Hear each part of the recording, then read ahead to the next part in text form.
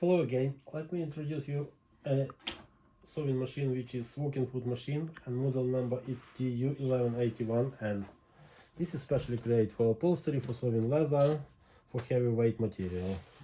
It has a nice big clearance, so you can put bigger material, thicker material, and also it has a large capacity bobbin case, big needle, which is you can use a sewing thread, heavyweight sewing thread.